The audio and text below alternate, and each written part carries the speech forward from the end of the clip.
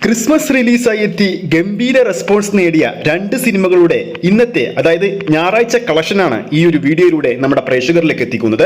Collection അപ്ഡേറ്റിലേക്ക് പോകുന്നതിന് മുമ്പ് നമ്മുടെ ചാനൽ ഇതുവരെ സബ്സ്ക്രൈബ് ചെയ്തിട്ടില്ലെങ്കിൽ ചാനൽ ഒന്ന് സബ്സ്ക്രൈബ് ചെയ്ത് സപ്പോർട്ട് ചെയ്യുക.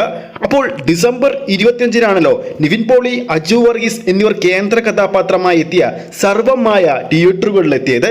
ചിത്രത്തിന്റെ 4ാം ദിവസമാണിന്ന്.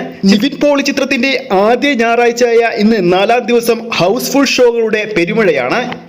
4ാം ദിവസത്തെ കേരള ട്രാക്കിംഗ് റിപ്പോർട്ടുകൾ പുറത്തു വരുമ്പോൾ 1491 ഷോകളാണ് ഇതുവരെ കേരള ബോക്സ് ഓഫീസിൽ ട്രാക്ക് ചെയ്തിരിക്കുന്നത്.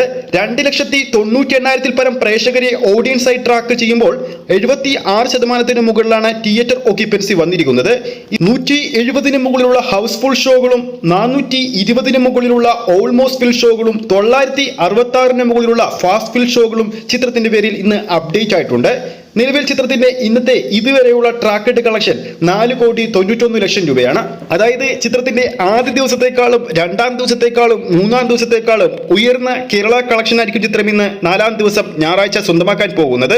ഏകദേശം അത് 5.5 കോടിക്ക് മുകളിലായിരിക്കുമെന്നാണ് പ്രതീക്ഷിക്കുന്നത്. അതോടൊപ്പം ഇന്നത്തോടെ ചിത്രം ആഗോള ബോക്സ് ഓഫീസിൽ 42 കോടിയും പിന്നിടുമെന്നാണ് പ്രതീക്ഷിക്കുന്നത്.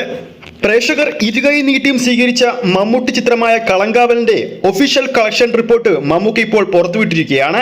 ആഗോള ബോക്സ് ഓഫീസിൽ ചിത്രം 83 കോടിക്ക് മുകളിലാണ് ഇതുവരെ കളക്ട് ചെയ്തിരിക്കുന്നത്. ആ ഒരു ഒഫീഷ്യൽ കളക്ഷനാണ് ഇപ്പോൾ പുറത്തുവിട്ടിരിക്കുന്നത്. ഇപ്പോഴത്തെ ചിത്രത്തിന്റെ 24ാം ദിവസമായ ഇന്ന് ഞായറാഴ്ച ഇതുവരെ കേരള ബോക്സ് ഓഫീസിൽ 141 ഷോകളാണ് ട്രാക്ക് ചെയ്തിരിക്കുന്നത്. ഓഡിയൻസായി ട്രാക്ക് ചെയ്തിരിക്കുന്നത് 6,838 പ്രേക്ഷകരെയാണ്.